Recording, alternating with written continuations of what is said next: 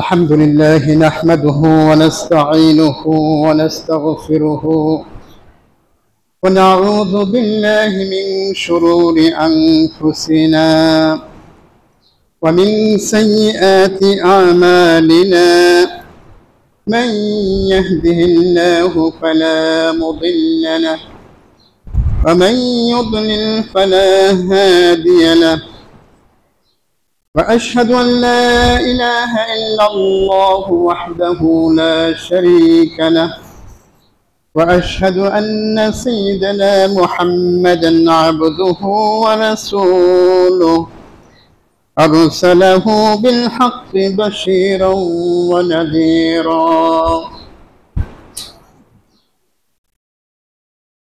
أما بعد فإن خير الحديث كتاب الله وخير الهدي هدي محمد صلى الله عليه وسلم وشر الأمور محدثاتها وكل محدثة بدعة وكل بدعة ضلالة وكل ضلالة في النار. قال الله سبحانه وتعالى في كلامه المجيد: أعوذ بالله من الشيطان الرجيم. قل هل يستوي الذين يعلمون والذين لا يعلمون. وقال الله سبحانه: يرفع الله الذين آمنوا منكم والذين أوتوا العلم درجات. عن معاوية رضي الله تعالى عنه قال: قال رسول الله صلى الله عليه وسلم: من يرد الله به خيرا يفقهه في الدين.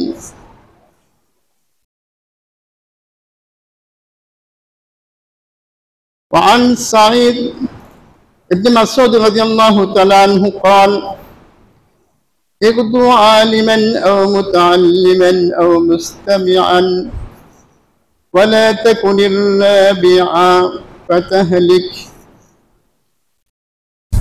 সম্মানিত দিনদার ইমানদার ভাইরা, আসসালামু আলাইকুম ওয়া রাহমাতুল্লাহ। আল্লাহ তাআলা দরবারে অসংখ্য হামদ ও সানা পেশ করছি যে রাব্বুল আলামিন মেহেরবানি করে দয়া করে আমাদেরকে আজকের পবিত্র জুমায় মসজিদে হাজির হওয়ার তৌফিক দিয়েছেন। এর জন্য শুকরিয়া তান করছি আলহামদুলিল্লাহ। দরুদ ও সালাম পেশ করছি সর্বকালের সর্বশ্রেষ্ঠ নবী ও রাসূল মুহাম্মদ রাসূলুল্লাহ সাল্লাল্লাহু আলাইহি ওয়াসাল্লামের প্রতি, যিনি সর্বশেষ এবং সর্বশ্রেষ্ঠ রাসূল হিসেবে পৃথিবীতে আগমন করেছিলেন এবং আল্লাহ তাআলার দ্বীনের সকল বিষয়ে আমাদের নিকট পৌঁছে দিয়েছেন।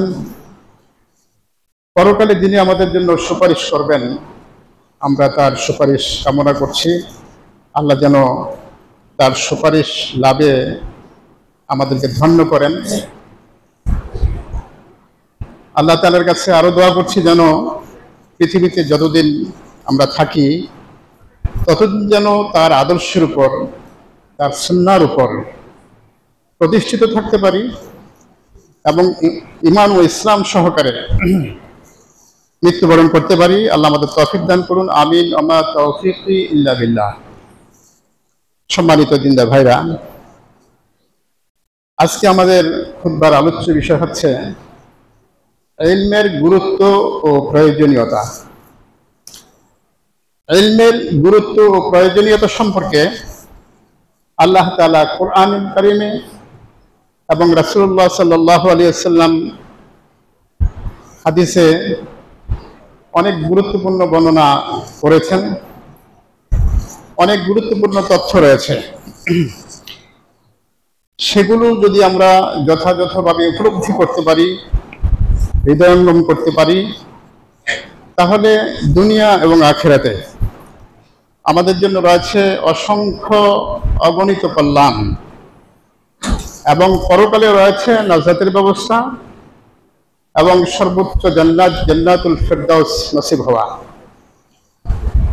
আল্লাহ তাআলা আমাদেরকে দ্বীনের সঠিক জ্ঞান, উপকারী জ্ঞান লাভ করে সেই অনুপাতে আমল করে আমরা যেন দুনিয়া আখিরাতে ধন্য হতে পারি। আল্লাহ আমাদের তৌফিক দান করুন। আমা তৌফিকি ইল্লা বিল্লাহ। সম্মানিত ভাইরা, ইলম শব্দের অর্থ আমরা সবাই বলি আর কি জ্ঞান। ইলম মানে জ্ঞান। তো ইলম আসলে এটা একটা ইসলামী পরিভাষা। এই ভাষায় জ্ঞান অনুবাদ করলে যথার্থ হয় না। যেমন হয় না নামাজের অনুবাদ করলে। নামাজ শব্দের অর্থ হচ্ছে আমরা জানি প্রার্থনা, রোজা অর্থ উপবাস থাকা, হজ অর্থ ইচ্ছে করা।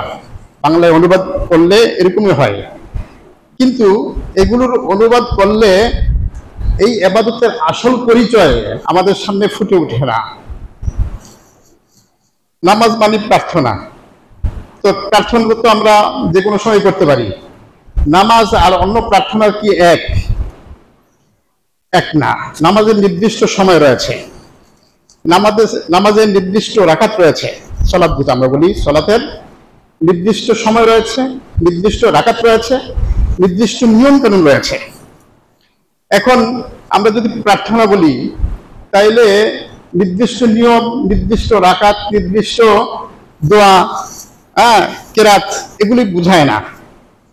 তাহলে নামাজকে অন্য ভাষায় মানে সালাতকে অন্য ভাষায় অনুবাদ করার কোনো সুযোগ নেই। নামাজ আমরা যেটা বলি, নামাজ শব্দটাই কিন্তু বাংলা না, এটা ফার্সি, এখন বাংলা হয়ে গেছে আর কি।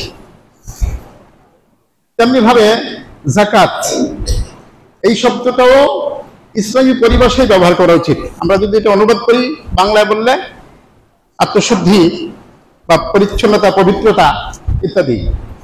হজ ইচ্ছা করা, তো ইচ্ছা তো আমরা কত রকম ইচ্ছাই করি, তো হজকে যদি আমরা ইচ্ছা করি বলি তাইলে তো হলো না। ইসলামী পরিভাষাগুলো ঠিক রাখতে হবে, তাইলে এর যথার্থ বুঝ, অনুধাবন এটা সম্ভব। ইলম একটা পরিভাষা, কোরআন সুন্নাহর আলোকে ইলম যে পরিভাষা যা কিছু বুঝায়, এর অনুবাদ করলে সেটা বুঝাবে না। জ্ঞান, জ্ঞান তো কত রকম জ্ঞানই আছে, মানে কুফরি জ্ঞানও আছে, এরপরে বিভিন্ন রকম জ্ঞান আছে। অর্থাৎ সেই জ্ঞানের সাথে কোরআন সুন্নাহর জ্ঞান, ওহীর জ্ঞানের মিল নাই, অনেক ব্যবধান, অনেক পার্থক্য। অতএব আমরা অন্যান্য পরিভাষার মতো এই ইলম শব্দটাকেও এটা অনুবাদ না করে আমরা তার আসল অর্থে ব্যবহার করবো ইনশাআল্লাহ। তাহলে আল্লাহ তাআলা আমাদের সৃষ্টি করেছেন, সৃষ্টি করে একটা দেহ দিয়েছেন যেটা মাটির তৈরি। আর আমাদের মাঝে সৃষ্টিগতভাবেই আরেকটা জিনিস দিয়েছেন, এর নাম হচ্ছে আকল। আকল মানে বিবেক, বুদ্ধি। এই বিবেক, বুদ্ধি, আকল এটা সৃষ্টিগতভাবে পাও না, আমরা সৃষ্টিগতভাবে পেয়েছি। কিন্তু ইলম আল্লাহ সৃষ্টিগতভাবে কাউকে দেন নাই, ইলম অর্জন করতে হয়। একটা শিশু যখন পৃথিবীতে আসে, জন্মগ্রহণ করে, মায়ের পেট থেকে সে কোনো ইলম নিয়ে আসে না, ইলম তাকে এখানে অর্জন করতে হয়। কিন্তু তার বিবেক, বুদ্ধি, আকল এটা নিয়েই সে জন্মগ্রহণ করে। এরপরে আস্তে আস্তে এই আকল বুদ্ধি খাটিয়ে সে জীবন যাপন করতে পারে, করে। কিন্তু ইলম যদি অর্জন করতে না পারে বা না করে, তাহলে ইলম এমনি এমনি সে শিখে যাবে না। এই ইলম আকলকে সমৃদ্ধ করে। আকল সবার মধ্যেই আছে, কিন্তু এটাকে সমৃদ্ধ করে ইলম অর্জন করলে তার আকল শক্তিশালী হয়, এটা মজবুত হয়, এটা ব্যাপক হয়। এই জন্য ইলম অর্জন করতে হবে। ইলম কি? ইলম হচ্ছে ওহীর জ্ঞান। আল্লাহ তাআলার পক্ষ থেকে যে জ্ঞান এসেছে সেই জ্ঞানকে বলা হয় ইলম। সেই মানে সেটাই হচ্ছে ইলম, ওহির জ্ঞান। তো এই ওহির জ্ঞান আল্লাহ তাআলা মানুষকে দিয়েছেন তার রূহকে সমৃদ্ধশালী করার জন্য। খাবার যেমন দেহকে সমৃদ্ধশালী করে, শক্তিশালী করে, সুগঠিত রাখে করে, তেমনি ভাবে ইলম তার রূহকে শক্তিশালী করে। মানুষের মধ্যে দুইটা প্রবৃত্তি, মানে যে নফস বলি আমরা, কুপ্রবৃত্তি যেটা আছে এটা দুনিয়াদারির বস্তু দ্বারা সমৃদ্ধশালী হয়, আর রূহ এসেছে আল্লাহ তাআলার পক্ষ থেকে, আর এই রূহের খোরাক হচ্ছে ইলম। ইলমের মাধ্যমে রূহ শক্তিশালী হয়। রূহ যখন শক্তিশালী হয় তখন ভালো কাজের প্রতি সে উদ্বুদ্ধ হয়, ভালো কাজের প্রতি অনুপ্রাণিত হয়। এই জন্য আমরা যদি রূহকে শক্তিশালী করতে চাই তাহলে আমাদেরকে ইলম অর্জন করতে হবে। ইলম হচ্ছে রূহের খোরাক। তো আল্লাহ তাআলা যেই ইলম আমাদেরকে দিয়েছেন, এই ইলম যে যার মধ্যে থাকে সে আর যার মধ্যে ইলম নাই, এই দুই ব্যক্তি সমান না।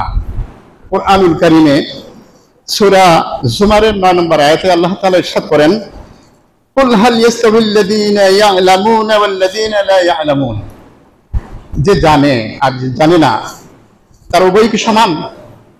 আল্লাহ তাআলা প্রশ্ন রাখছেন যে জানে, যার ইলম আছে, যার নাই, এই দুজন কি সমান হতে পারে? তারা কখনোই সমান না। উত্তরটা আল্লাহ দেন নাই, কিন্তু এটা এমন একটা বিষয় যেটা সবাই বুঝে যে এটা সমান না, হতে পারে না। এরপরে ইলমের মর্যাদা সম্পর্কে আল্লাহ তাআলা আরো বলেন সূরা মুজাদালার 11 নম্বর আয়াতে, ইয়ারফা'ুল্লাহু আল্লাযীনা আমানু মিনকুম ওয়াল্লাযীনা উতুল ইলমা দারাজাত। আল্লাহ তাআলা তোমাদের মধ্যে যাদেরকে ঈমান দেওয়া হয়েছে, যারা ঈমান এনেছে, এবং যাদেরকে ইলম দেওয়া হয়েছে তাদেরকে আল্লাহ মর্যাদা বৃদ্ধি করে দেন, তাদের মর্যাদা সম্মান আল্লাহ বৃদ্ধি করে দেন। ইলমের কারণে মর্যাদা সম্মান বৃদ্ধি পায়। দলিল হচ্ছে এই আয়াত। অতএব দুনিয়ার কোনো আলেম যদি বেইজ্জত হন তাহলে সে ইলমের কারণে হয় না, সে পাপের কারণে হয়, গুনাহের কারণে হয়, ইলমের অপব্যবহারের কারণে হতে পারে, কিন্তু ইলমের কারণে কখনো সম্মান হানি হবে না, বরং সম্মান মর্যাদা বৃদ্ধি পাবে। ইলমের মর্যাদা সম্পর্কে আল্লাহ তাআলা সূরা ফাতিরের 28 নম্বর আয়াতে ইরশাদ করেন, ইন্নামা ইয়াখশাল্লাহু মিন ইবাদিহিল উলামা, নিশ্চয়ই আলেমরাই আল্লাহ তাআলাকে শুধু ভয় করে। আল্লাহ তাআলাকে ভয় করে শুধু আলেমরাই, যার মধ্যে ইলম আছে সেই আল্লাহকে ভয় করে, কারণ সে ওহির জ্ঞানে সমৃদ্ধ। অতএব সে এমন কিছু জানে যেটা দুনিয়ার অন্য জ্ঞানী লোকেরা জানে না। ওহির জ্ঞান ছাড়া জানা সম্ভব নয়। আল্লাহ তাআলার পরিচয় কোনোভাবেই ওহির জ্ঞান ছাড়া জানা সম্ভব নয়। অতএব ওহির জ্ঞান এমন এক সমৃদ্ধশালী জ্ঞান, এটা যার মধ্যে থাকে তার মধ্যে আল্লাহর ভয় সৃষ্টি হয়, তাকওয়া সৃষ্টি হয়, তারাই হয় সম্মানিত, মর্যাদাশীল। অতএব তারাই আল্লাহ তাআলাকে ভয় করে, আল্লাহ তাআলার হুকুম মাহকাম তারাই শুধু বেশি করে মানে। আর যাদের মধ্যে ইলম নাই তারা আল্লাহকে ভয়ও করে না, আর তার আদেশ নিষেধ ওইভাবে মানতেও পারে না। এই জন্য আল্লাহ তাআলা পরিষ্কার জানিয়ে দিয়েছেন যে যারা ওলামা মাশায়েখ, যারা ইলম অর্জন করেছে, তারাই শুধু আল্লাহ তাআলাকে ভয় করে। এ ব্যাপারে আল্লাহ রাসূল সাল্লাল্লাহু আলাইহি ওয়াসাল্লাম একটি হাদিসে ইরশাদ করেছেন, মান ইউরিদিল্লাহু বিহি খায়রান ইউফাক্কিহু ফিদ-দীন। আল্লাহ যার কল্যাণ চান, আল্লাহ যার ভালো চান, কল্যাণ চান, তাকে দ্বীনের গভীর জ্ঞান দান করেন, দ্বীনের সঠিক জ্ঞান, সহি জ্ঞান, গভীর জ্ঞান দান করেন। জ্ঞান সব একরকম না, সহি জ্ঞান আছে, আবার ভেজাল জ্ঞানও আছে। আমাদের দেশে অনেক আলেমদের মধ্যে বেজাল্য জ্ঞান আছে। তো এই বেজাল্য জ্ঞান কোনটা আর সহি জ্ঞান কোনটা, এটা সবাই বুঝতেও পারে না, বুঝতে পারা সম্ভব নয়। তো আল্লাহ তাআলা যাকে পছন্দ করেন, ভালোবাসেন, কল্যাণ চান, শুধু তাকেই তিনি এই দ্বীনের সঠিক জ্ঞান, গভীর জ্ঞান দান করেন। বুখারীর ৭১ নম্বর হাদিস এটি। তো এভাবে এই ইলম এক মর্যাদাশীল বস্তু। এই ইলম যার মধ্যে ঢুকে সেও মর্যাদা সম্পূর্ণ হয়ে যায়। আদম আলাইহিস সালাম মাটির তৈরি। আদম আলাইহিস সালামকে সৃষ্টি করে আল্লাহ তাআলা সর্বপ্রথম ইলম দিয়েছিলেন। সূরা বাকারার ৩১ নম্বর আয়াতে আল্লাহ তাআলা ইরশাদ করেন, ওয়া আল্লামা আদামাল আসমাআ কুল্লাহা সুম্মা আরাদাহুম আলাল মালাইকাতি ফাকালা আনবিউনি বিআসমাই হাউলাই ইন কুনতুম সাদিকিন। আল্লাহ তাআলা সমস্ত জিনিসের ইলম তাকে দান করলেন, জ্ঞান দিলেন। এরপরে সমস্ত কিছুর নাম শিখালেন, জ্ঞান দিলেন। দেওয়ার পরে ফেরেশতাদেরকে বললেন যে তোমরা এগুলোর নাম বলে দাও। তারা বলল, আপনি আমাদেরকে যা শিখিয়েছেন এর বাইরে আমাদের কোনো জ্ঞান নাই। তারপরে আদম আলাইহিস সালাম যখন বললেন যে তুমি বলে দাও, আদম আলাইহিস সালাম সব বলে দিলেন। প্রমাণিত হয়ে গেল ফেরেশতাদের চেয়ে আদম আলাইহিস সালামই শ্রেষ্ঠ। শ্রেষ্ঠত্বের মর্যাদায় প্রতিষ্ঠিত হয়ে গেলেন আদম আলাইহিস সালাম। যেহেতু আদম আলাইহিস সালাম শ্রেষ্ঠত্ব অর্জন করলেন, বড় হয়ে গেলেন, ফেরেশতাদেরকে বললেন এবার সেজদা দিয়া তার সম্মান করো, তাকে সম্মানিত করো সেজদা দিয়া। সবাই সেজদা করলো, ইবলিস করলো না। কেন করলো না? তার মধ্যে ইখতিয়ার আছে, স্বাধীনতা আছে। সে ইচ্ছে করলে করতে পারে, নাও করতে পারে। মানুষের মধ্যে এই বৈশিষ্ট্য আছে। এই জন্য কেউ নামাজ পড়ে, কেউ পড়ে না, কেউ আল্লাহর হুকুম মানে, কেউ মানে না। কিন্তু ফেরেশতাদের মধ্যে এই বৈশিষ্ট্য নাই। ফেরেশতাদেরকে যা নির্দেশ করা হয় তাই করতে বাধ্য। তারা অন্যায় করতে জানে না, তারা হুকুম অমান্য করতে জানে না। সবাই সেজদা করে আদম আলাইহিস সালামকে সম্মান করলেন। তাইলে আদম কিসের ভিত্তিতে শ্রেষ্ঠ? জ্ঞানের ভিত্তিতে। এই জ্ঞানের মর্যাদার কারণে আদম আলাইহিস সালামের মর্যাদা প্রতিষ্ঠিত হলো।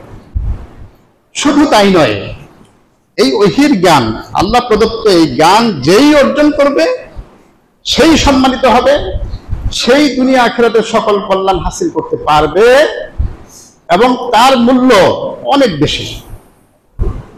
একটা হরিণ, সাধারণ একটা হরিণ, আর যেই হরিণের মধ্যে মৃগ নাভি আছে, এই দুয়ের মূল্য সমান না। একটা ঝিনুক, যে ঝিনুকের মধ্যে মুক্তা জন্মায়, সেই ঝিনুক আর অন্যান্য ঝিনুক যেটা মুক্তা জন্মা না, একরকম দাম না।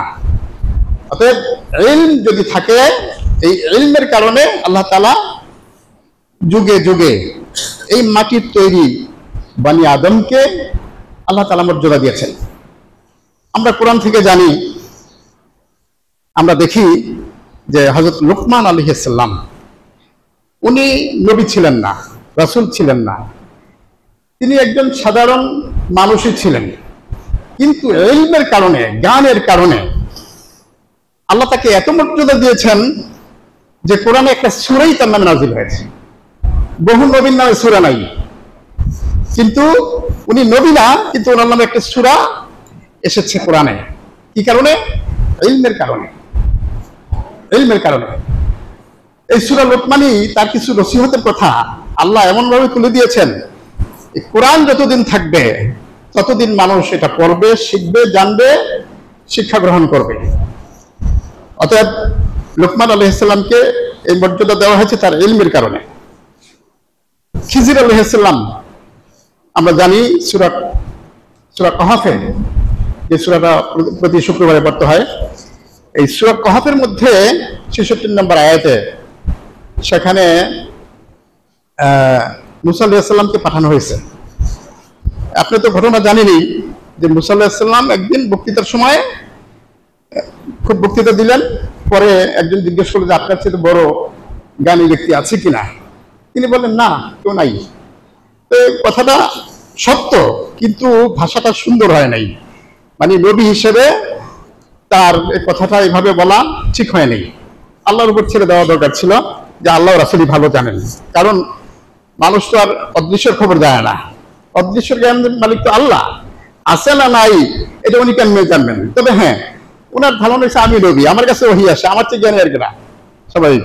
কিন্তু ভাষাগত দিক থেকে আল্লাহ তাআলা সন্তুষ্ট হতে পারলেন না, এই জন্য বললেন আছে, তোমার চেয়ে জ্ঞানী লোক আছে, ওই অমুক জায়গায় যাও, দুই নদীর সম্মিলনস্থলে যাও, সেখানে পাবা। তো সেখানে গেলেন, গিয়ে পাইলেন।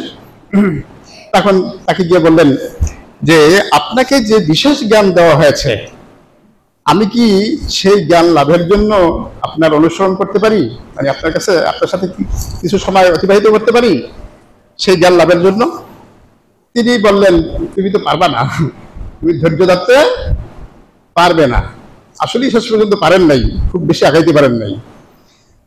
তাহলে এই যে বিশেষ জ্ঞান খিজর আলাইহিস সালামকে দেওয়া হয়েছে, উনি নবী না, নবী এটা প্রমাণিত না, তারপরও মানে নবীর চাইতে বেশি জ্ঞানী হিসেবে তিনি প্রমাণিত হয়ে গেলেন।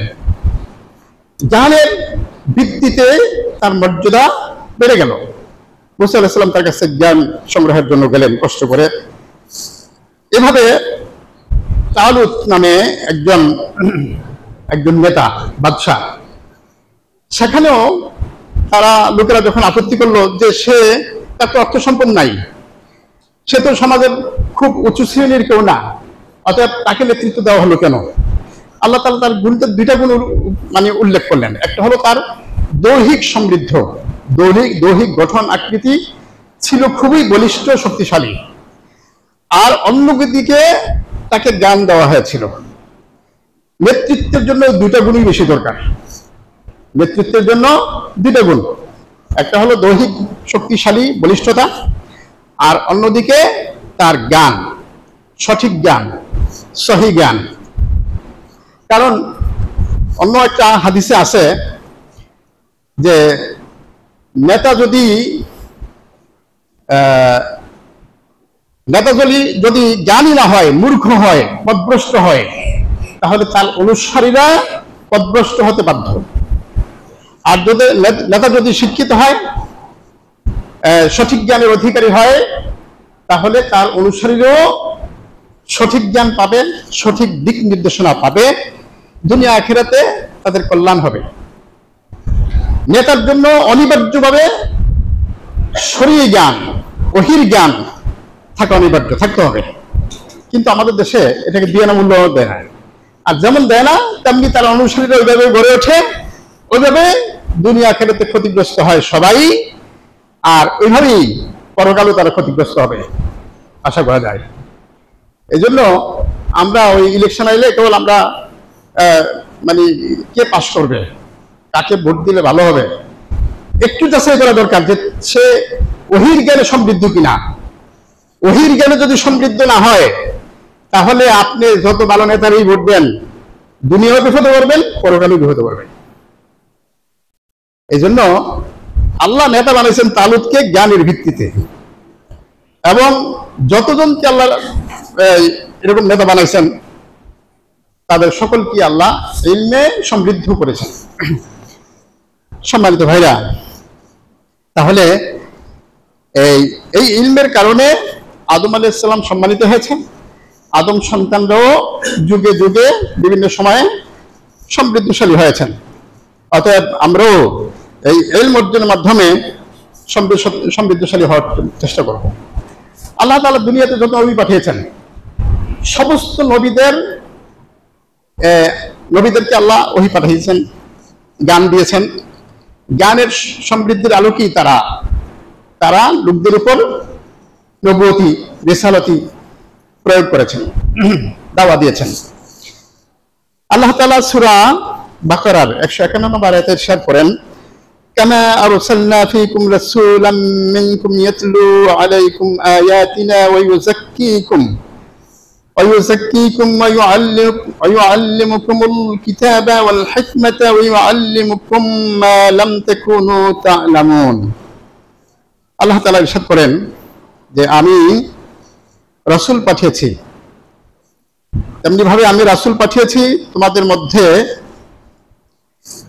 যারা আমার আয়াত তেলাওয়াত করে, আয়াত পড়ে শোনায়, তোমাদেরকে পরিচ্ছন্ন করে, পবিত্র করে, পরিশুদ্ধ করে, এবং তোমাদেরকে কিতাব ও হিকমা সুন্নাহ শিক্ষা দেয়।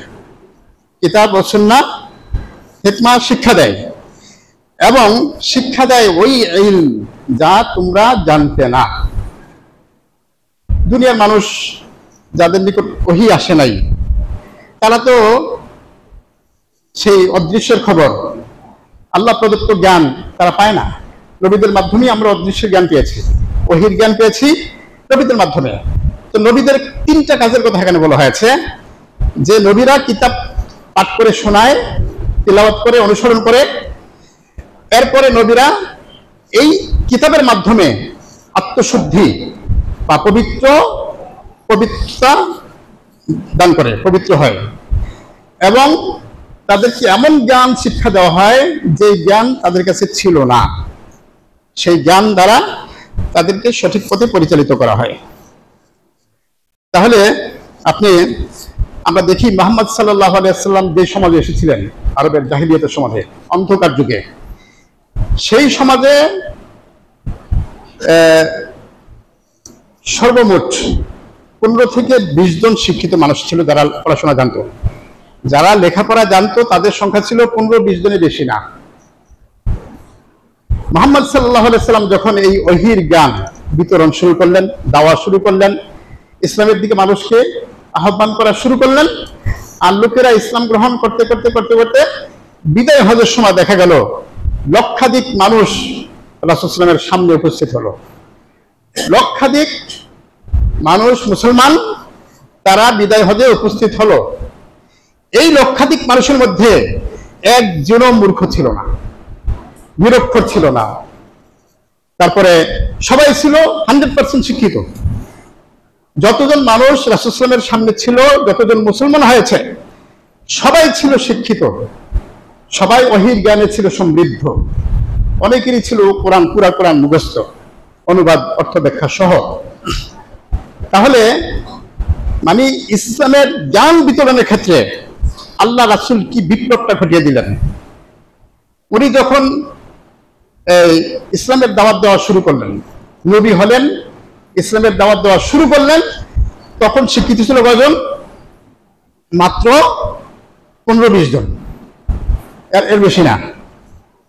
আর এর পরবর্তী 23 বছর, এই 23 বছরের মধ্যে শিক্ষিত সংখ্যা কত দাঁড়ালো? লক্ষাধিক। কেউ বলে 100 লক্ষ, কেউ বললে 1.5 লক্ষ, তা আমরা বলি লক্ষাধিক। এ ব্যাপারে কম না, আর কি বেশি হবে, কম না। তো লক্ষাধিক মানুষকে আল্লাহ রাসূল শিক্ষিত বানালেন এই কোরআনের শিক্ষায়, ওহীর শিক্ষায়।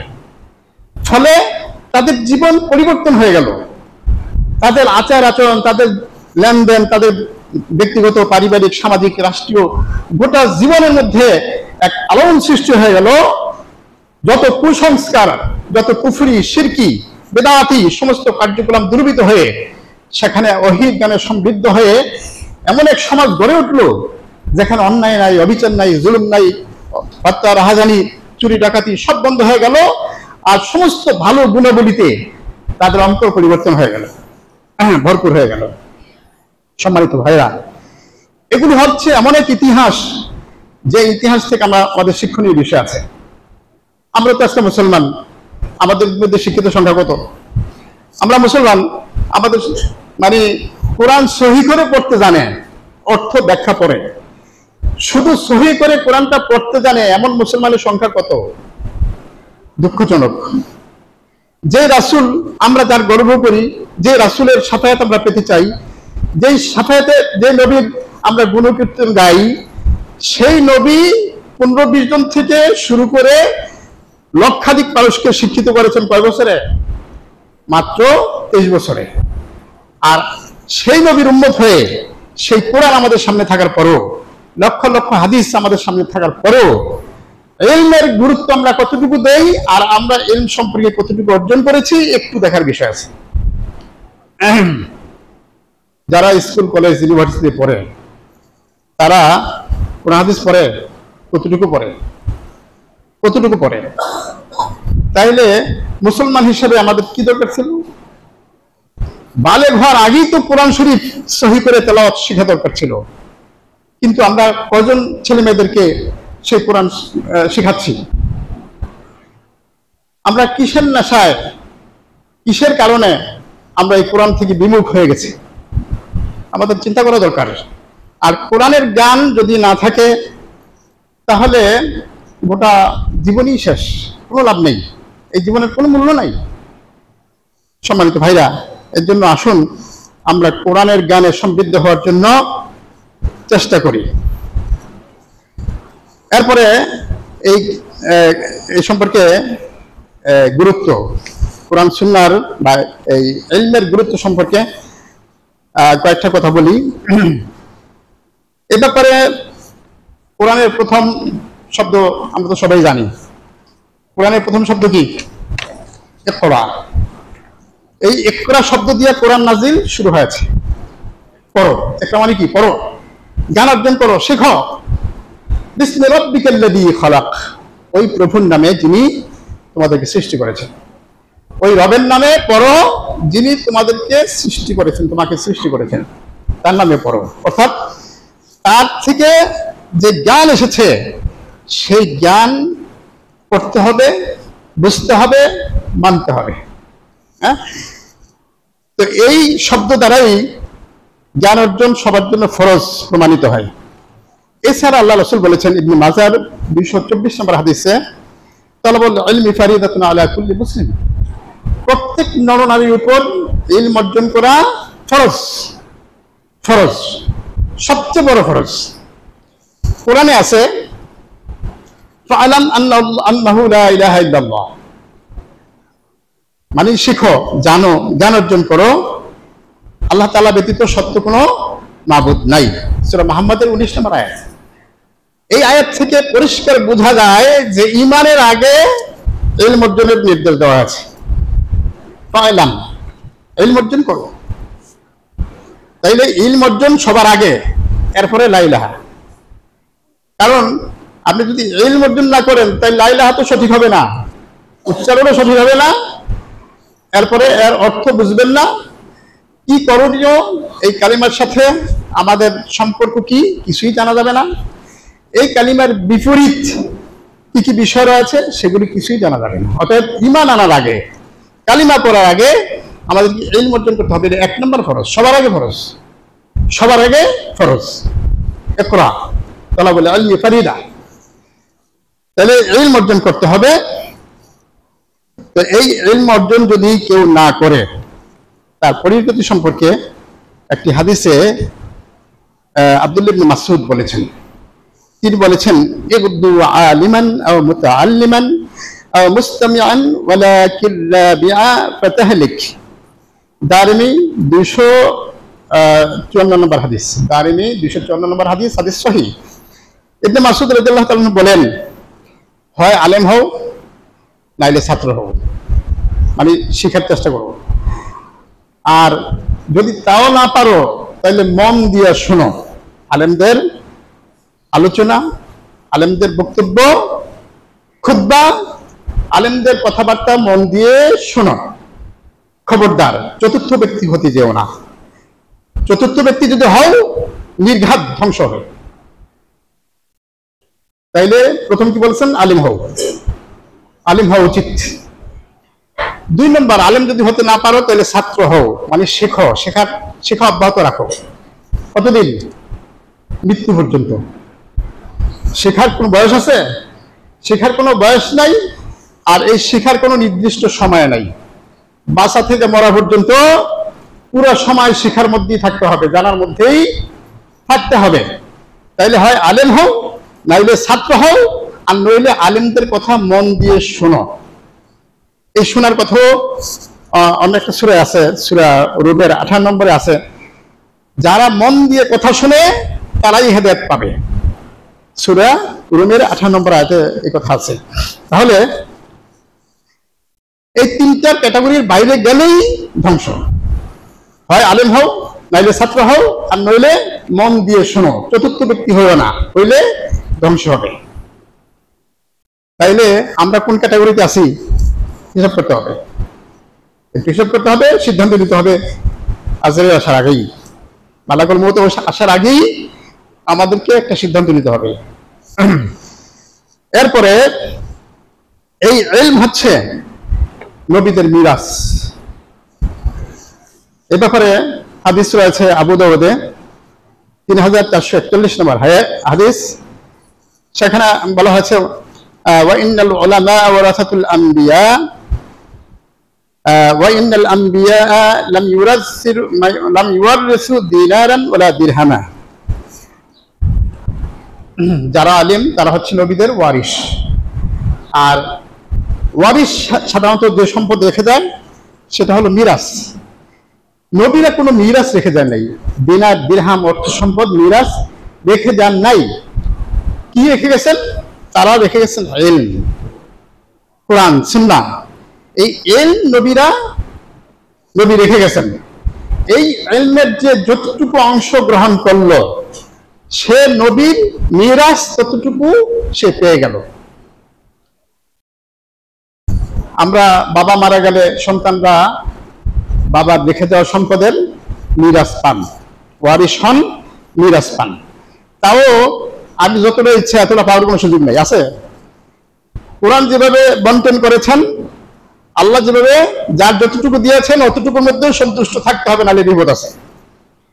কিন্তু রাসূল যে ইলম মিরাস আমাদের জন্য রেখে গেছেন, এখান থেকে যে যত অর্জন করতে পারবে তত নিতে পারবে। এখানে নির্দিষ্ট কোনো সীমা নাই যে এতটুকুর বেশি নেওয়া যাবে না।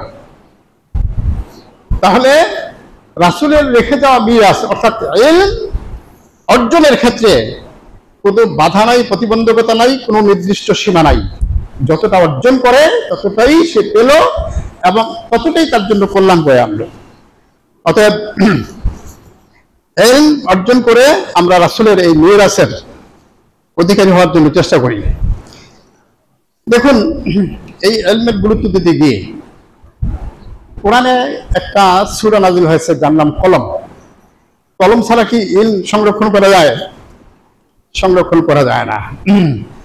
সাহাবীরা অবশ্য প্রথম দিকে মুখস্থ করতেন, রাসূল সাল্লাল্লাহু আলাইহি ওয়াসাল্লামের কথা মুখস্থ করতেন, কোরআন মুখস্থ করতেন, স্মৃতিশক্তিও তাদের ভালো ছিল। আর আমাদের স্মৃতিশক্তি অনেক দুর্বল, একটা কিছু মুখস্থ করতে চাইলে সহসা পারা যায় না, তার মধ্যে কত ভুল। অতএব আল্লাহ রাসূলই নির্দেশ করেছেন যে তোমরা, ওমর রাদিয়াল্লাহু তাআলা বলেছেন, তাফাক্কাহু ক্বাবলা আন তুসাব্বাদু, তোমরা ইলমকে বন্দী করো।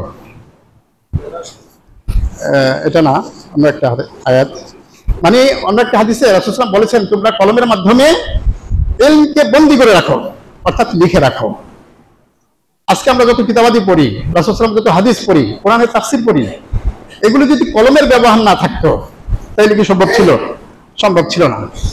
অতএব এই কলমের নামে কোরআনে একটা সূরা নাযিল করেছেন আল্লাহ, হ্যাঁ, এবং সৃষ্টিগত দিক থেকে এটি সবার প্রথম। আউয়ালু মা খালাকাল্লাহুল কালাম। আল্লাহ তাআলা, আল্লাহ রাসূল বলেছেন সর্বপ্রথম তিনি কলম সৃষ্টি করেছেন। এরপরে কলমে বলছেন লেখো, উক্তুব, লেখো। তো কলম বলেছে আমি কি লিখবো? এরপরে আল্লাহ তাআলা বলেন যে তাকদীর লেখো। গোটা সৃষ্টির তাকদীর, আসমান জমিন সৃষ্টির 50,000 বছর আগে এই গোটা সৃষ্টি, শুধু মানুষের না, গোটা সৃষ্টির তাকদীর লেখা হয়েছে এবং সেই লেখা অনুযায়ী সবকিছু ঘটছে, ঘটবে। অতএব কলম সৃষ্টি করছে সবার আগে, এবং এই সর্বশেষ এবং সর্বশ্রেষ্ঠ কিতাব কুরআনুল কারীমের শুরুটাই হয়েছে পড়া দিয়া। সম্পর্ক আছে না? সম্পর্ক আছে। অতএব ইলম অর্জনের গুরুত্ব এ কারণে আমরা অনেক বেশি বলতে পারি। এরপরে সূরা তাওবায় আল্লাহ তাআলা ইরশাদ করেন فلولا نفر من كل فرقة منهم طائفة ليتفقهوا في الدين ولينذروا قومهم إذا رجعوا إليهم لعلهم يحذرون। সকল লোকেরাই অভিযানে বের হয়ে যাবে, এটা কাম্য নয়, এটা উচিত নয়। বরং প্রত্যেক দলের একটা অংশ থেকে জ্ঞান অর্জনের জন্য বেরিয়ে যাওয়া উচিত, এবং তারা জ্ঞান অর্জন শেষে তার নিজ এলাকায় এসে লোকদেরকে সাবধান করবে, সতর্ক করবে। কোন তাফসীরকারগণ বলেছেন যে এই আয়াতটি জ্ঞান অর্জনের ক্ষেত্রে সবচেয়ে গুরুত্বপূর্ণ আয়াত। জ্ঞান অর্জনের ক্ষেত্রে সবচেয়ে গুরুত্বপূর্ণ আয়াত সূরা তাওবার 122 নম্বর আয়াত।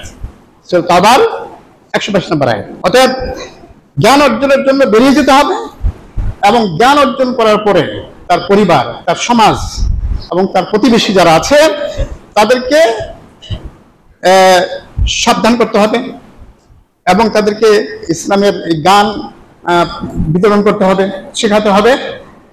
এই জন্য আল্লাহ রাসূল ফজিলতে বর্ণনা করেছেন, মান তাআল্লামাল কুরআনা ওয়া আল্লামা খায়রুকুম মান তাআল্লামাল কুরআনা ওয়া আল্লামা। যে ব্যক্তি শিখে এবং যে শেখায় তোমাদের মধ্যে সর্বোত্তম তারাই। আমরা সর্বোত্তম কারে মনে করি? যার টাকা পয়সা বেশি, বড় পদে অধিষ্ঠিত, তারপরে খুব দাপটওয়ালা লোক, তারা হচ্ছে শ্রেষ্ঠ। আর আল্লাহ বলছেন, আল্লাহ রাসূল বলছেন, ওহীর জ্ঞানের ভিত্তিতে রাসূল কথা বলেন, আল্লাহ রাসূল বলছেন তোমাদের মধ্যে সর্বোত্তম, শুধু উত্তম না, সর্বোত্তম ওই ব্যক্তি যে শেখায় এবং শেখে। তারা হচ্ছে, অন্য একটি হাদিসে আছে যে কি এই পৃথিবীর মধ্যে যা আছে, গোটা পৃথিবী এবং পৃথিবীর মধ্যে যা আছে সব অভিশপ্ত, শুধু তিনটি জিনিস ছাড়া। এই তিনের মধ্যে এক নাম্বার হচ্ছে জিকির এবং সংশ্লিষ্ট বিষয়, জিকির সংশ্লিষ্ট বিষয়। আর যে ইলম অর্জন করে আর যে ইলম অর্জন করায়, যে শিখে যে শেখায় এবং জিকির সংক্রান্ত, এই তিনটি বিষয় ছাড়া সমস্ত কিছু অভিশপ্ত, পৃথিবীর সবকিছু অভিশপ্ত। তাহলে এই অভিশাপ থেকে বাঁচতে হলে আমাদেরকে ইলম অর্জন করতে হবে, হয় শিখতে হবে নাহলে শেখাতে হবে, এর সাথে জিকির তো আছে। তো এবং এই ইলমের বিষয়টা এত গুরুত্বপূর্ণ বিষয় যে আসলে মানে আমাদের প্রতিটি কথা এবং প্রতিটি কাজের পূর্বে ইলম যদি না থাকে তাহলে সেই কাজটি কখনো সঠিকভাবে করা সম্ভব না। মুখ থেকে কথা বের করতে হলে ইলম থাকতে হবে।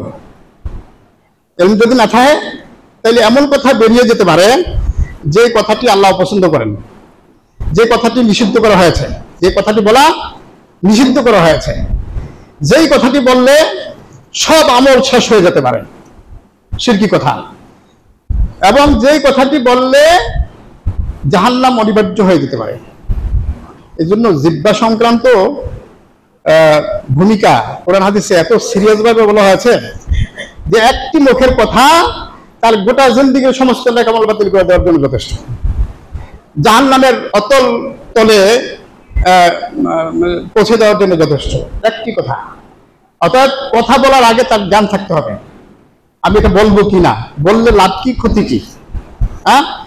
কাজের পূর্বে যে কোনো কাজ, আপনি ইবাদতই করেন না কেন, আপনি নামাজ পড়তে হলে জ্ঞান দরকার নাই? জ্ঞান ছাড়া কি নামাজ পড়া সম্ভব না। ইচ্ছে মতো খামখেয়ালি মতো নামাজ পড়ার কোনো সুযোগ নেই, রোজা রাখা সম্ভব না, হজ করা সম্ভব না, যাকাত দেওয়া সম্ভব না। আপনি কোন কাজটা করতে যাবেন ইলম ছাড়া যেটা সঠিক হতে পারে? তাহলে সব কাজের ক্ষেত্রে আপনাকে ইলম অর্জন করতে হবে, এ ব্যাপারে দুর্বলতার কোনো সুযোগ নাই। হাদিসে আরো বলা হয়েছে আফদালুল ইলমি খায়রুম মিন ফাদলিল ইবাদাহ।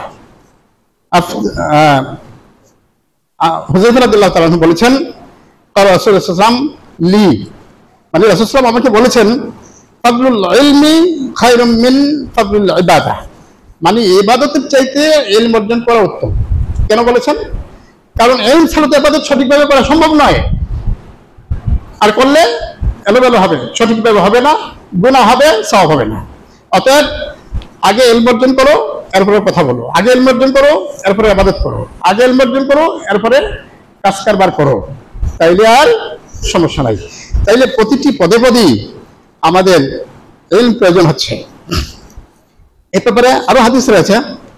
হযরত আলী বলেছেন, ওয়াকাল আলী রাদিয়াল্লাহু তাআলা আনহু, আল ইলমু খায়রুম মিনাল মাল, আল ইলমু ইয়াহরুসুকা ওয়া আনতা তাহরুসুল মাল।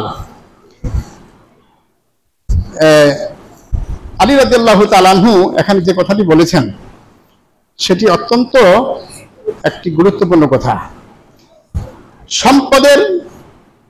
সম্পদের চেয়ে উত্তম কি ইলম। কিভাবে ইলম উত্তম হলো? দেখুন, এই ইলম আমাদেরকে রক্ষা করে, গুনাহ থেকে বাঁচায়। কোন কাজ করলে আমি জান্নাতে যাব, কোন কাজ করলে জাহান্নাম থেকে বাঁচবো, এগুলো ইলম আমাকে শিখায়। ইলম আমাকে বিপদ আপদ থেকে, আযাব গজব থেকে হেফাজত করে। ইলম আমাকে রক্ষা করে। আর সম্পদ আমাকে পাহারা দিতে হয়। আমি যদি আমার সম্পদ টাকা পয়সা মাল সামানা পাহারা না দেই, তাইলে থাকবে, চুরি নিবে, ডাকাতি নিবে। তাইলে ইলম আমাকে পাহারা দেয়, আর আমি সম্পদের পাহারাদার। কার গুরুত্ব বেশি? ইলমের গুরুত্ব বেশি না সম্পদের? ইলমের গুরুত্ব বেশি। এরপরে আছে এই আপনি খরচের ক্ষেত্রে ইলম যত ব্যয় করবেন ইলম তত বাড়বে, আর টাকা পয়সা যত খরচ করবেন টাকা পয়সা বাড়বে না কমবে? টাকা পয়সা খরচ করলেই কমে। আর ইলম যখন আপনি খরচ করবেন, ব্যয় করবেন, তখন আপনার ইলম আরো বাড়বে।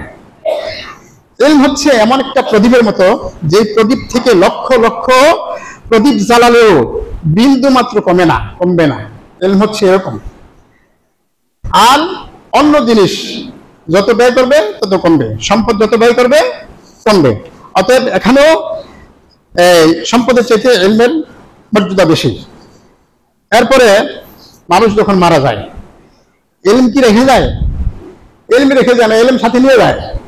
কিন্তু সম্পদ তাকে রেখে যেতে হয় সবই, একেবারে সবই। যে সমস্ত জামা কাপড়, দামি দামি জামা কাপড় পরছে, এগুলো রেখে যেতে হয়। সবচেয়ে কম দামের কাপড় পরে তাকে যেতে হয়, যে কাপড়টা সে সারা জীবনে হয়তো একবারও পরে নেই, ওই কাপড়টা পরে তাকে বিদায় নিতে হয়। তাইলে সম্পদ যতই সে অর্জন করুক না কেন, সম্পদ তার সাথে যায় না, কিন্তু ইলম সাথে যায়। অতএব এদিক থেকে ইলম উত্তম। তারপরে আপনার ইলম সবাই অর্জন করতে পারে, সে গরিব হোক ধনী হোক, সবাই ইলম অর্জন করতে পারে, কিন্তু না সবাই সম্পদ অর্জন করতে পারে। একটা হাদিস আছে যে আমি যাকে ভালোবাসি তাকেও সম্পদ দেই, যাকে ভালোবাসি না তাকেও সম্পদ দেই, কিন্তু ঈমান আমি তাকেই দেই যাকে ভালোবাসি। ঈমান আল্লাহ তাকেই দেন যাকে তিনি ভালোবাসেন। তাহলে ইলম আল্লাহ, কারণ ইলম ছাড়া তো ঈমান সম্ভব না। তো ইলম আল্লাহ তাকেই দেন যাকে আল্লাহ ভালোবাসেন, তাকে ইলম দেন। মুনাফিক, ফাসিক, এদেরকে আল্লাহ ইলম দেন না, এদেরকে ইলম দেন না।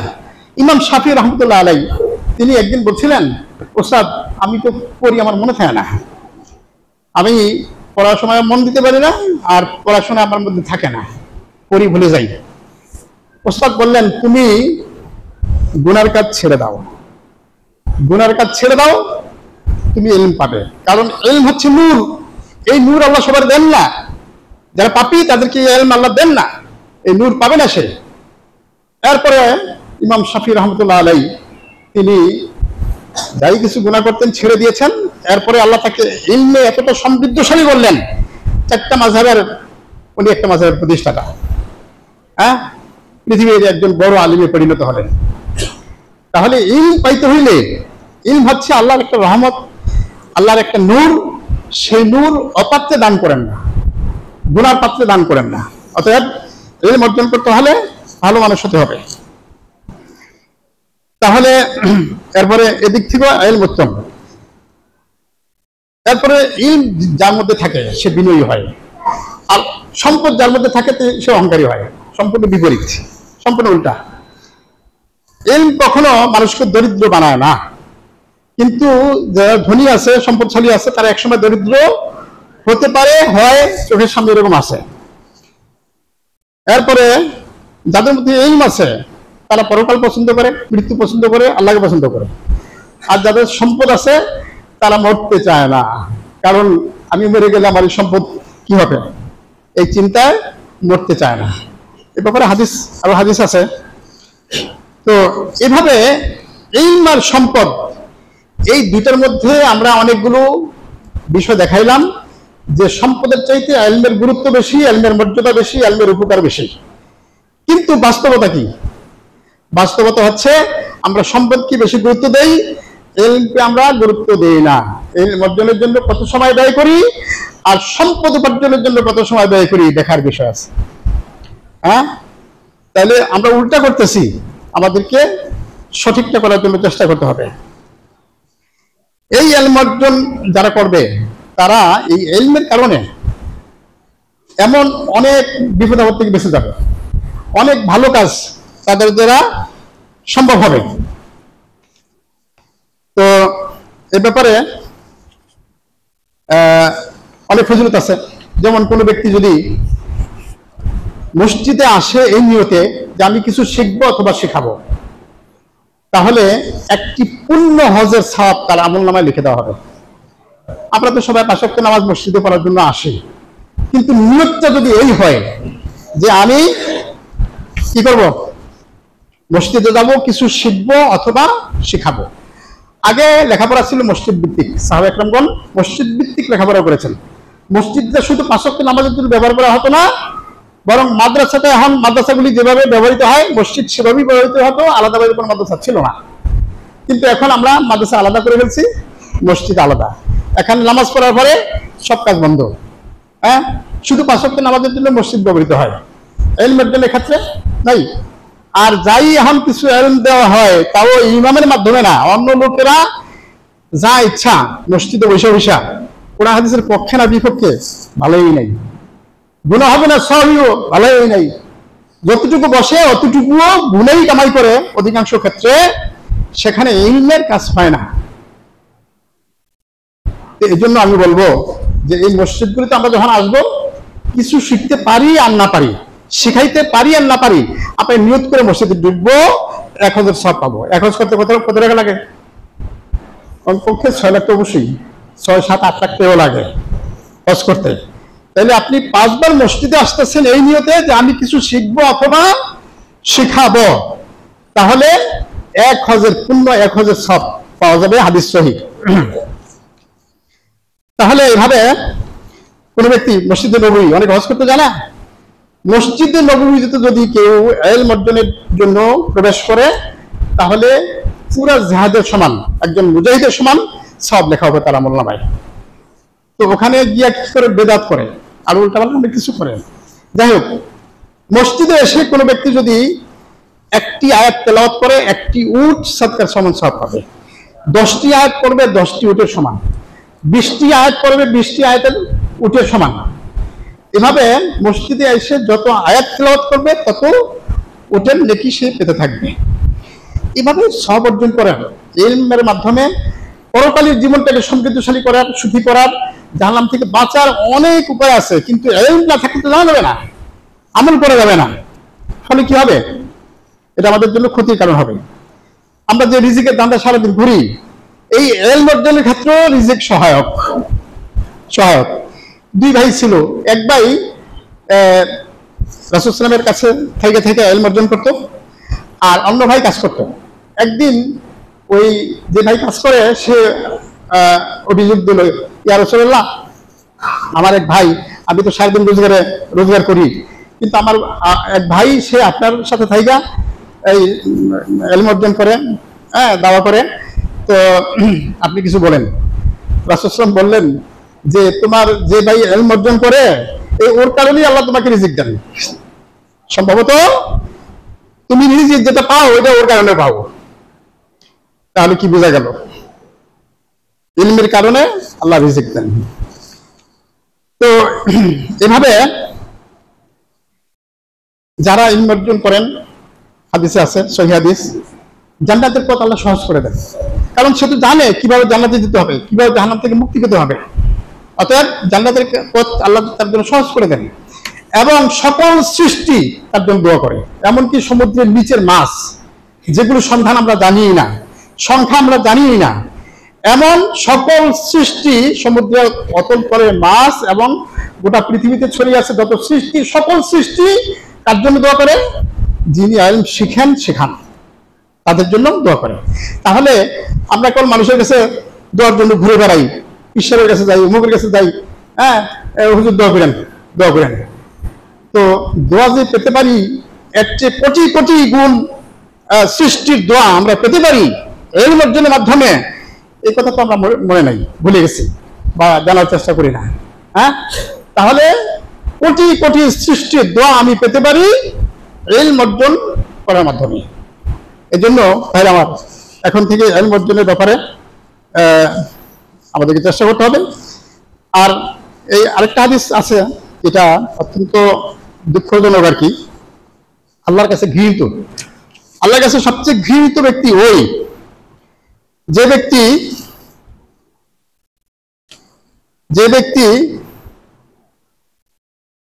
ইনদাল্লাহা ইয়াবগিদু কুল্লা আলিমিন বিদ-দুনিয়া, দুনিয়ার ব্যাপারে খুব জানেন, দুনিয়ার টাকা পয়সা সম্পদ উপার্জনের ক্ষেত্রে এক্সপার্ট, খুব জ্ঞান আছে, অনেক জানে, কিন্তু পরকালের ব্যাপারে জিরো, পরকাল সম্পর্কে কিচ্ছু জানে না।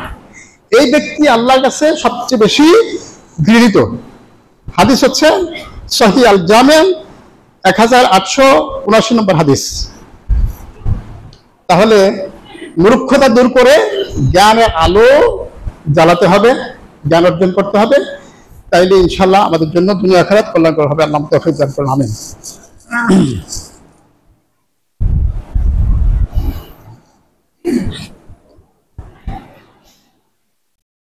আলহামদুলিল্লাহ নাহমাদুহু ওয়া নাস্তাঈনুহু ওয়া নাস্তাগফিরুহু ওয়া নু'মিনু বিহি ওয়া নাতাওয়াক্কালু আলাইহি ওয়া নাউযু বিল্লাহি মিন শুরুরি আনফুসিনা ওয়া মিন সাইয়্যাতি আ'মালিনা মান ইয়াহদিহিল্লাহু ফালা মুদিল্লা লাহু ওয়া মান ইউদ্লিলহু ফালা হাদিয়া লাহু ওয়া নাশহাদু আন্না সাইয়্যিদানা মুহাম্মাদান আবদুহু ওয়া রাসূলুহু আরসালাহু বিল হাক্কি বাশশিরান ওয়া নাযীরা ইন্নাল্লাহা মালায়েকাতাহু ইউসাল্লুনা আলান নবী ইয়া আইয়ুহাল্লাযীনা আমানু সাল্লু আলাইহি ওয়া সাল্লিমু তাসলিমা। আম্মা বাদ, সম্মানিত ভাইরা, ওহীর জ্ঞান বাদ দিয়ে যারা অন্য জ্ঞান শিখে তার পরিণতি সম্পর্কে একটু বলি। সেটা হলো বাস্তব জীবনে আমি যেটা দেখেছি, ইউনিভার্সিটিগুলো সেখানে কি ওহীর জ্ঞান পড়ায়? থাকলে খুব সামান্য, খুবই সামান্য। তো ডক্টর শহীদুল্লাহ তিনি বলেছেন, রিডিং, রাইটিং অ্যান্ড অ্যারিথমেটিক্স, লেখা পড়া এবং অঙ্ক কষা, হ্যাঁ, এই তিনটা আরের সাথে চতুর্থ আর রিলিজিয়ন যদি যোগ হয় তাহলে এই শিক্ষাটা তার জন্য কল্যাণ বয়ে আনবে, অন্য মানুষের কল্যাণ হবে। আর যদি রিডিং, রাইটিং অ্যান্ড অ্যারিথমেটিক্স এই তিনটা আরের সাথে যদি রিলিজিয়ন যোগ না হয় তাহলে অটোমেটিকলি আরেকটা আর যোগ হবে, অটোমেটিকলি হবে, সেটার নাম হচ্ছে রাস্কেলিটি, শয়তানি, বদমাইশি। ফলে এই ব্যক্তি নিজেও ক্ষতিগ্রস্ত হবে আর অন্য মানুষও তার দ্বারা ক্ষতিগ্রস্ত হবে। এই কথাটা কার? ডক্টর মোহাম্মদ শহীদুল্লাহ তিনি বলেছেন। আমরা বাস্তবে দেখি কি, আজ থেকে প্রায় 25-30 বছর আগে একটা পত্রিকা আমি পড়লাম। এই পত্রিকার মধ্যে ঠিক মাঝে একটা ঘর আঁকা হয়েছে, সেই ঘরের দুইটা দরজা, একটা দরজা দিয়ে মানুষ ঢুকতেছে, আরেকটা দরজা দিয়া গরু, ছাগল, মানুষ, ভেড়া, হিংস্র জানোয়ার বের হচ্ছে। ঘরের মাঝখানে লেখা আছে বিশ্ববিদ্যালয়, ঘরের মাঝখানে বিশ্ববিদ্যালয়, দুইটা দরজা, একটা দিয়ে মানুষ ঢুকতেছে, একটা দিয়া গরু, ছাগল, উদ্ধারা, হিংস্র প্রাণী বের হচ্ছে। তার মানে কি? এই কার্টুন দিয়ে কি বুঝাইলো? যে যখন ইউনিভার্সিটি ভর্তি হয় তখন মানুষ হিসেবেই ভর্তি হয়, কিন্তু যখন পাশ করে বের হয় তখন আর মানুষ সবাই থাকে না। আচ্ছা, এইটা যেদিন পত্রিকা আসলো ঠিক আর পরের দিন এমন হইচই পড়ে গেল, কারণ ইউনিভার্সিটির ব্যবসা সাংঘাতিকভাবে ব্যাপকভাবে আলোড়িত হয়ে গেল। মানে কয়েক সপ্তাহ বাবদ এগুলি লেখালেখি হচ্ছিল। এর মনে হয় কয়েক বছর বা কয়েক মাস পরেই কবি আল মাহমুদ তিনি লেখলেন এক কবিতার মধ্যে এই ডাকাতের গ্রাম, ডাকাতের মানে ইউনিভার্সিটি, ঢাকা ইউনিভার্সিটিকে লেখলেন ডাকাতের গ্রাম। তো সাইদ সাহেবের মুখে ওই সময় ওয়াজ শুনছি যে সন্ধ্যার পরে যদি টিএসসি মোড় দিয়ে যেতে হয় তখন সিন্নি মানত করে যেতে হয়, যে আমি যদি নিরাপদে এই জায়গাটা অতিক্রম করতে পারি তাহলে আগামী শুক্রবার সিন্নিতে মসজিদে ফিরিয়ে দেবো, এরকম নিয়ত করে যেতে হয়। কেন? নিরাপদে যাওয়া সম্ভব নয়। তাহলে দেশের সর্বোচ্চ বিদ্যাপীঠের অবস্থা যদি এই দাঁড়ায়, তাহলে সেখান থেকে বের হয়ে আসলে এ জাতিকে তারা কি দিবে? তারা নিজের ধ্বংস হবে, জাতি ধ্বংস করবে। ওদের দোষ না, দোষ হচ্ছে শিক্ষা ব্যবস্থার। কারণ শিক্ষা ব্যবস্থা ওহী নাই, আল্লাহর দেয়া ওহীর জ্ঞান সেখানে নাই, কোরআন সুন্নাহ নাই।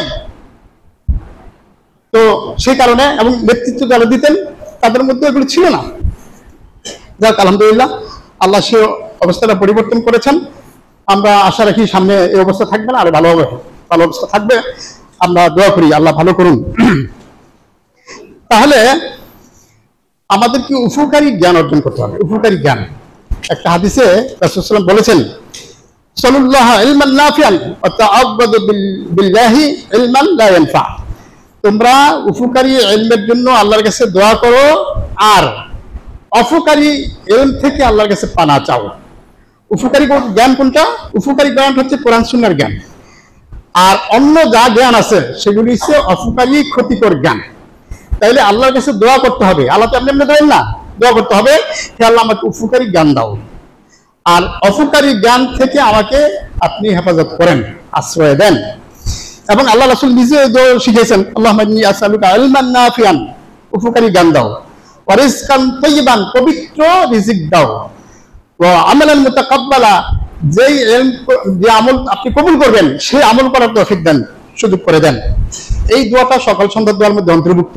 সকাল সন্ধ্যায় এই দোয়াটা পড়তে হয়। তাহলে আল্লাহর কাছে দোয়া করতে হবে, আল্লাহ তো এমনি দিবেন না, দোয়া করতে হবে। আরো দোয়া আছে, আল্লাহুম্মা ইন্নী আসআলুকা ইলমান নাফিআন ওয়া রিজকান ওয়াসিআন ওয়া শিফাআন মিন কুল্লি দা। আরো আছে, আল্লাহুম্মা আনফা'নি বিমা আল্লামতানি ওয়া আল্লিমনি মা ইয়ানফা'নি ওয়া জিদনি ইলমা, আলহামদুলিল্লাহি আলা কুল্লি হাল ওয়া আউযু বিল্লাহি মিন হালি আহলিন নার। এভাবে আল্লাহ রাসূল দোয়া শিখেছেন। সেই দোয়াগুলো মুখস্থ করে অর্থ বুঝে আমাদেরকে আল্লাহর কাছে দোয়া করলে আর চেষ্টা করলে ইনশাআল্লাহ আল্লাহ আমাদেরকে উপকারী জ্ঞান দেবেন। আর এই উপকারী জ্ঞান পেলে আমরা দুনিয়াও ভালো থাকতে পারবো, পরকালে থাকতে পারবো। আল্লাহ আমাদের তৌফিক দান করুন, আমিন। বারাকাল্লাহু লানা ওয়া লাকুম ফিল কুরআনিল আযীম ওয়া নাফা'না ওয়া ইয়্যাকুম বিল আয়াতি ওয়া যিকরিল হাকীম। আস্তাগফিরুল্লাহ লি ওয়া লাকুম ওয়া লিসাইরিল মুসলিমিন ফাস্তাগফিরুহু ইন্নাহু হুয়াল গফুরুর রহিম। اللهم إنا نسألك إيمانا لا يرتد ونعيما لا ينفد ومرافقة النبي صلى الله عليه وسلم في أعلى غرف الجنة. اللهم إنا نسألك الجنة وما قرب إليه من قول وعمل ونعوذ بك من النار وما قرب إليه من قول وعمل. سبحان ربك رب العزة عما يصفون وسلام على المرسلين والحمد لله رب العالمين. السلام عليكم ورحمة الله.